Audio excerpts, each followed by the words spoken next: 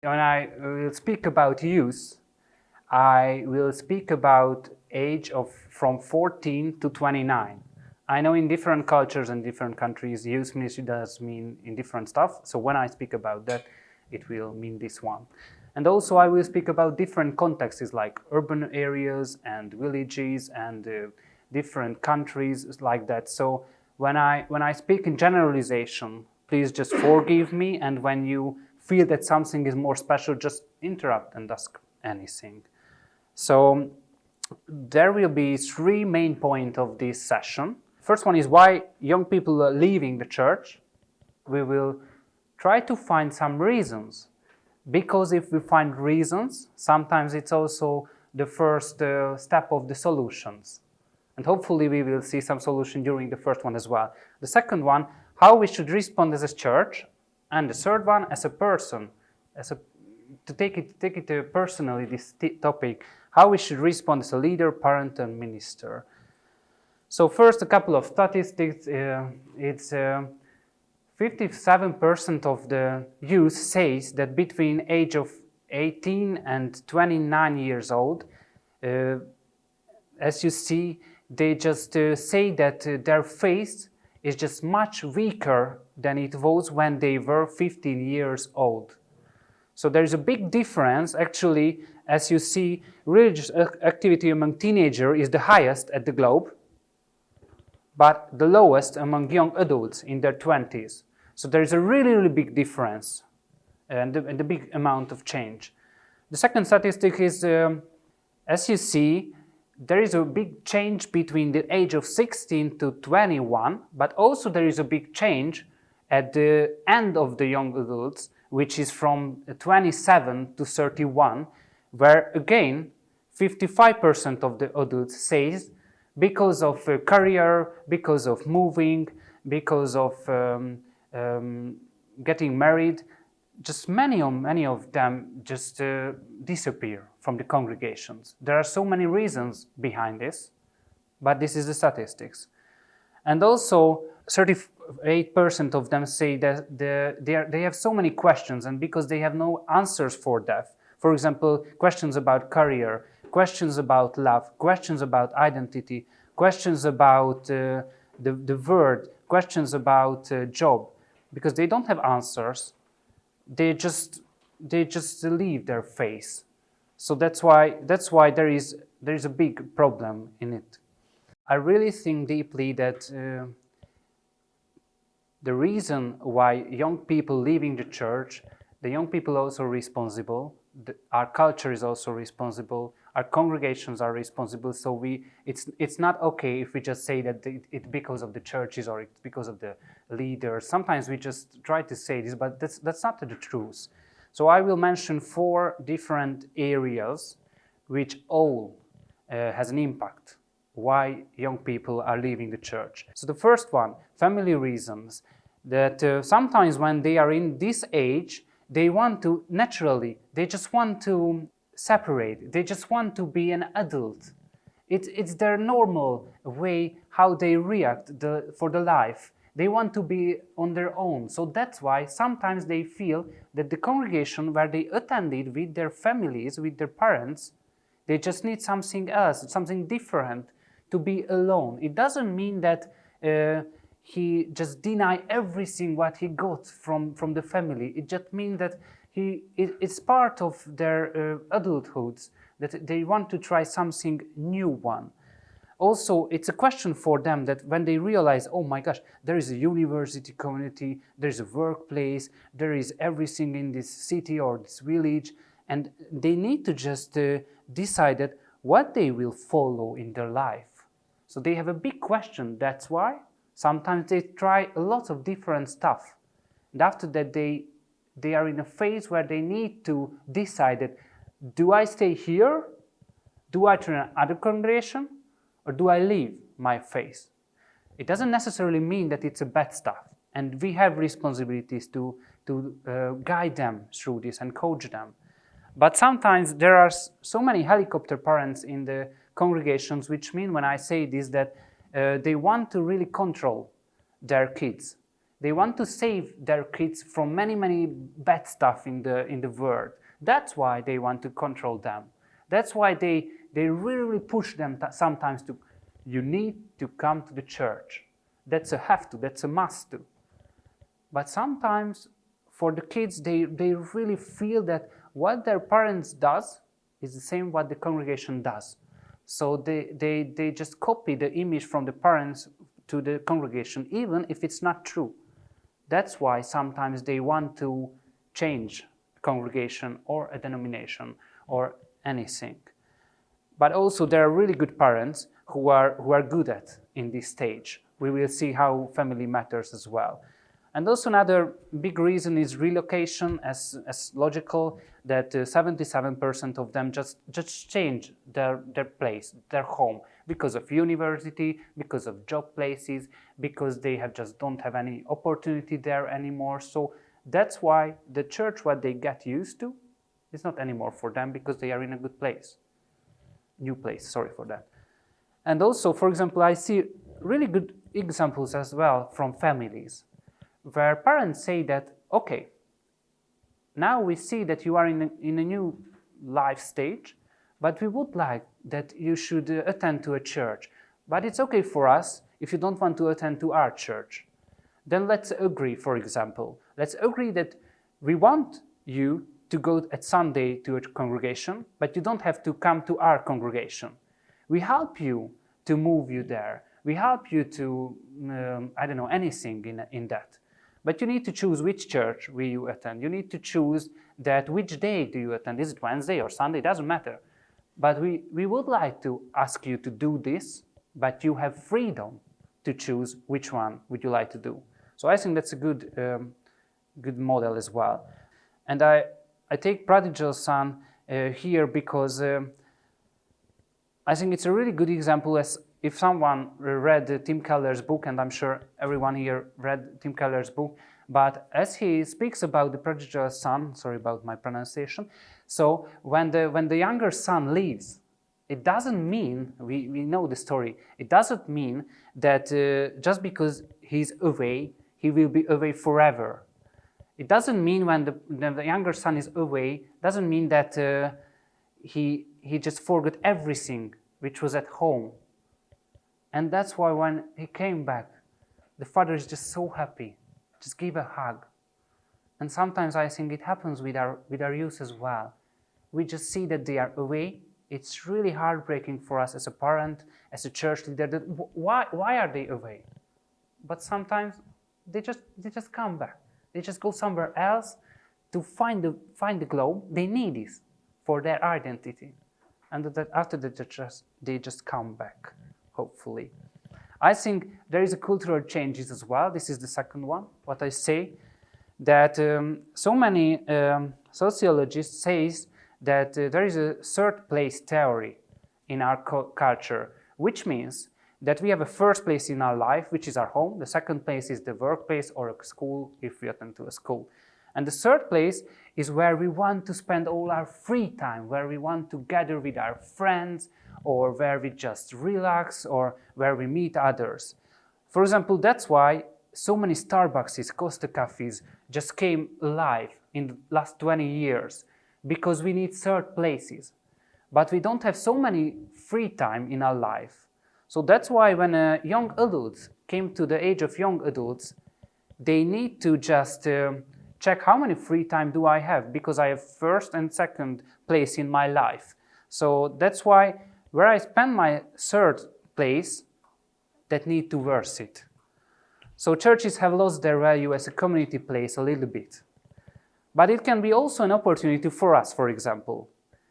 Because if we just realize that this social this process just happened, if we just realize this, that means that we can see it's an opportunity. Okay, do they have really less of free time? Do they want to meet with their friends? Okay, let's concentrate on that, but not forget that we want to share the gospel. But just use this knowledge about that. So I'm pretty sure that there are so many cultural changes as well in our culture. And there are also church reasons why young people leaving the congregation. And you can see the statistic here, as they really feel that the congregations do not prepare them for real life. So 23% of them said that they have so many questions about real life when they're young adults, and they feel that they are saying answers for some different questions what is not interesting for them. The second one, I think, is interesting and encouraging as well.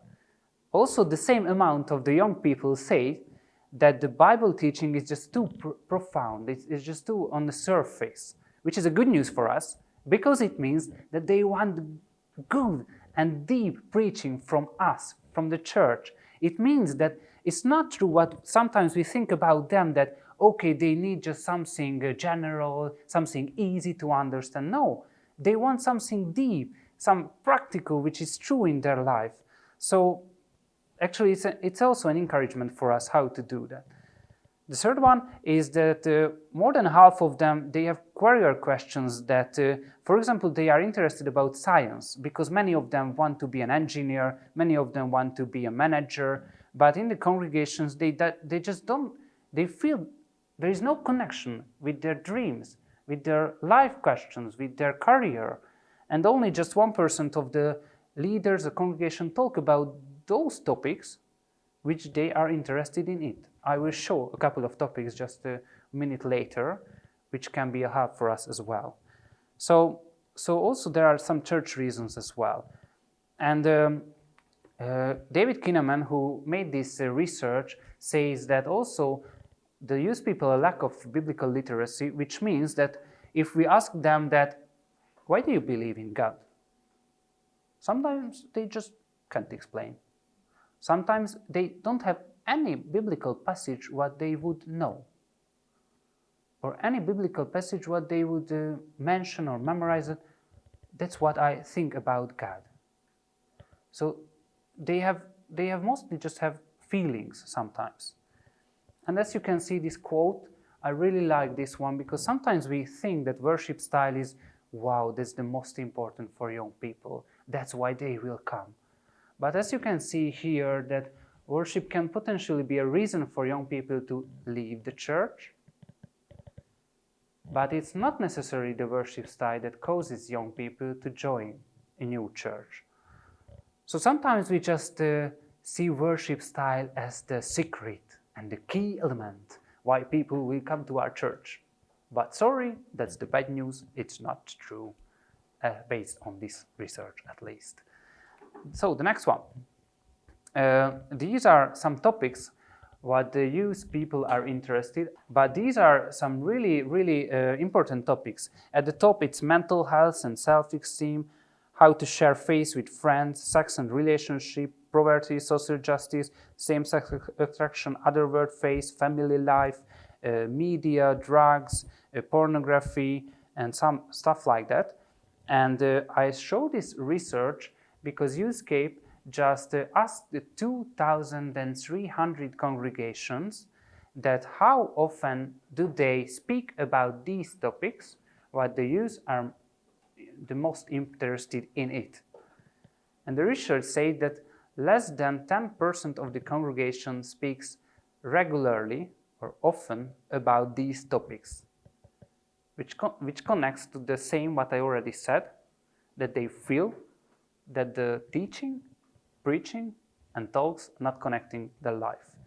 So if we want to connect with them, for example, that's why I show these statistics, what you can see. So sorry for that. So I show this statistic just because if we want to prepare our sermon or preaching and we want to illustrate it, we can use these topics as well, just to realize how they are. The last thing about why young people don't really attend the church is the influenced effect of the image of God. David Kinnaman also says that this generation is the center of business as well and marketing. So for example, all the advertisement, they are the focus group for the advertisements. They are the group which all the advertisement is aimed off. So every firm wants to sell their stuff for the use as well. So they are really important in this topic as well. And it's just the same what you mentioned, that when they feel that they are the focus of everything. So for example, Netflix is making film for them, Marvel Studios making film for them. When they feel that they are the center of everything, why do I need anything else? Why? Okay, if I'm the center, that means I can say whatever what should happen around me, even in the congregation. So that's why sometimes it's really true, I think, for the youth. If you already know everything there is to know, and everyone has told you that you are good just the way you are, if you think that God's job is to make you feel good about yourself, then there is a little reason to sit at the feet of Jesus and live the humble life of a disciple. So it's really hard for them to see the reason why they need a congregation, why they need Jesus. So I really can connect with you, what you just mentioned. And just two phrases, I think it's really interesting. I don't know for who is true, it is symptoms, but some of us is a person who goes to the fridge during the night, late night, and just open the fridge and see if any interesting in it. If something is good for us, then we pick it up and eat it. If not, okay, we just leave it behind and just close the door. Sometimes youths are the same with the congregations. They just open the door and see it, okay, is anything interesting in it here? If no, okay, then we leave. If something is interesting, we pick it up. Maybe for a week, maybe for two. I don't want to be too sarcastic, but it's a good quote that how they think about congregation sometimes. And also another one is what Carapau says, that warm is the new cool in youth ministry. I really like this quote, which means that young people came to church, and the first time when they opened this fridge door, they just really interested that would we find here a good atmosphere where people just welcome us how we are, with our mistakes, with our searching, with our questions, with our faces, which is not true sometimes. So could we get a warm welcome? It's really important for us. That's why warm is the new cool, as Carapau says. So how we should respond as a church? What do you think? As a church leader, as a leader, as a parent, what do you think? We heard so many reasons. What to do? So let's see a couple of Bible verses, but I also will share with you some tips and Bible verses as well, how we should respond as a church for this problem. The first one is in Ephesians. Okay, I will not try to, so you can see it here. So it's a mystery as well, that so sometimes we want to solve a problem what we don't really know all the solutions for a problem. So it can be a mystery, and it's not a problem that it's a mystery. The second one, I really, really like how Jesus reacts in Matthew 9. And I think that's the first answer for this question, that how should we respond? Let's see that Jesus was preaching a lot, walked a lot. So many people, just healed 9 people in this chapter already. And when he arrives, I'm sure that he was so tired. But we can see that when he saw the crowds, he had compassion for them, because they were harassed and helpless, like sheep without a shepherd. So the first thing, when Jesus was even really tired, just realized that they are harassed and helpless. And what did he do to see a problem? Then he said to his disciples, "The harvest is plentiful, but the laborers are few. Therefore, pray earnestly to the Lord of the harvest to send out laborers into the harvest." So I really like in Jesus that I'm sure he would solve all the problem just like this. But first, he tells this to his disciples, he asks more helpers, and he prays for the Father. So I think that's the first what we can do as a respond and as a church leader. Pray, send out others, tell everyone that it's a need. And it's really interesting, after chapter 9, it's chapter 10, and in chapter 10, Jesus is sending out the 12 disciples just really after this passage. So when Jesus sees the problem, he just sends out disciples. So I think that's the first thing how we can react as a church. The second one is just don't worry too much about this problem. Because, for example, in Matthew 6, we can see that it's a well-known passage. Therefore, I tell you, do not be anxious about your life. And which of you, by being anxious, can add a single hour to the span of life? But seek first the kingdom of God and his righteousness, and all these things will be added to you. Therefore, do not be anxious about tomorrow, for tomorrow will be anxious for itself. Sufficient for the days its own trouble. Sometimes I really think when we are worried about the church problem, for example, this youth ministry, it's like when we would ask that, how is God's health? Is he okay? But you know, it's just an awkward question. God is okay. God will be okay in every time. God was okay in every time. So just, therefore, do not be anxious about tomorrow. God will handle his church in every time. So we need to participate, we need to do our mission, but we have a God. It's okay. And also we can change this question. The question was why do the young people leave the church? And if we want to ask this positively, then we can ask that, why do those stay who stay in congregation? And if we find the answers for that, for example, if we ask them, then we will have lots of solutions. And also we will see many good examples as well. But a tip as well for you.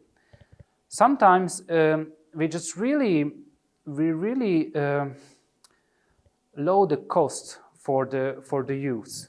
So sometimes we just do everything for them, like we gave them food, we gave them good programs, we gave them warm welcome, we gave them so many stuff, environments, places, so many stuffs. And we just serve them without to expecting anything back from them.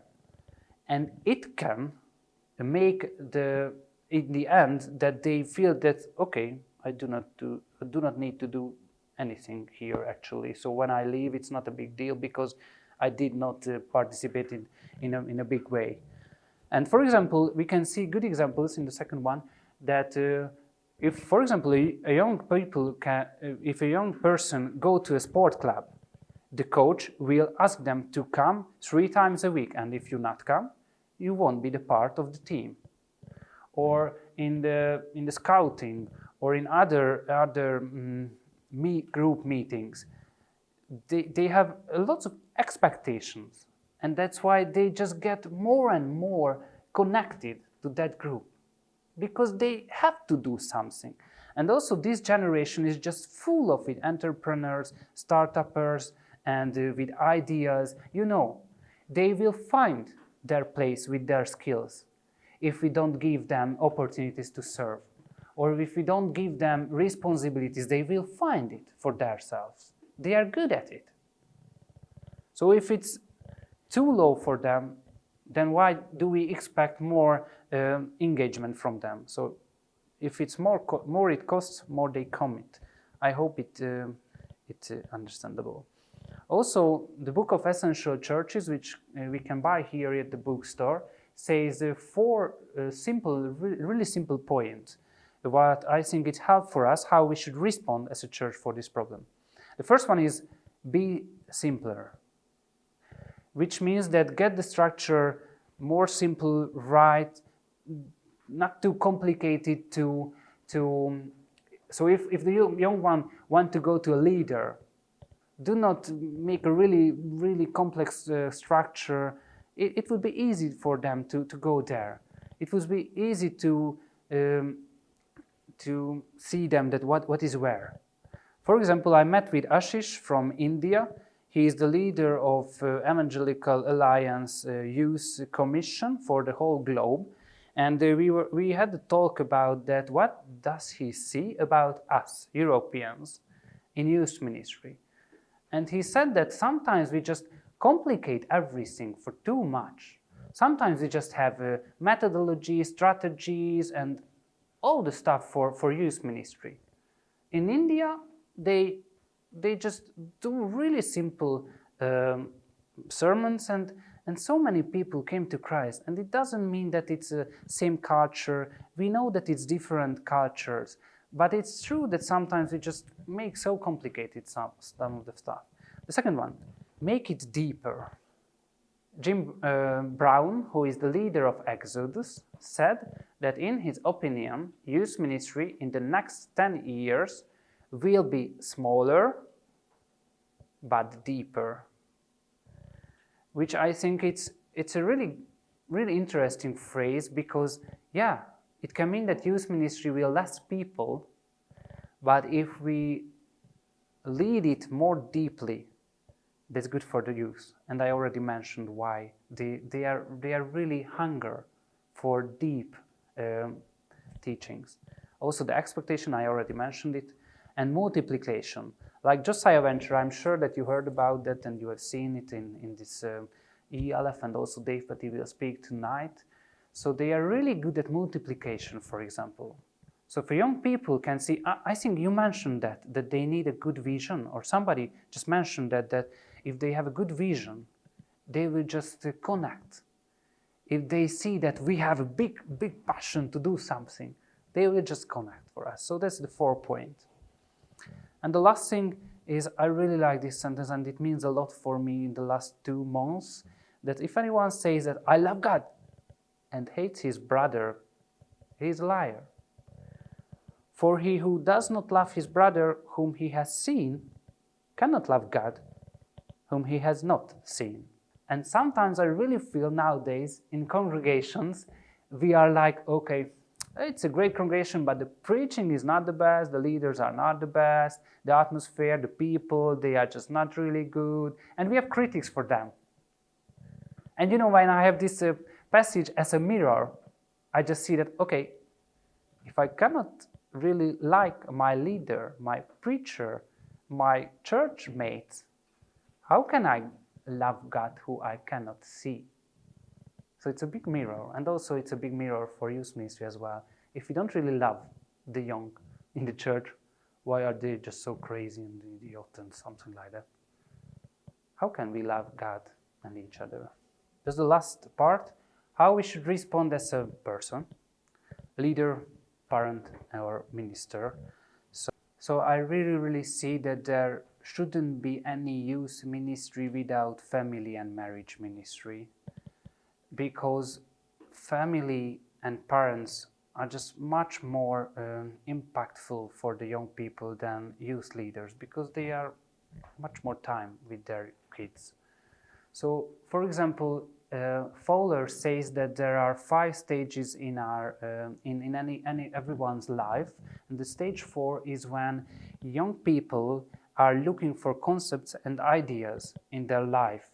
It's from age, usually it's from age 16 to 25, when their brain is just changing, and not connection is important for them anymore, but concepts and ideas. They want to understand the word. They want to understand, why do you go to church? Why do you go to that denomination where you go? Why are you a minister?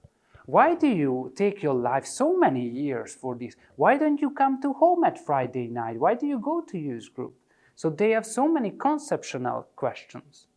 That's why if we realize this, and if we help them to have conversation, long talk during the night, and just a question and answer times, they are happy to share, they are happy to connect.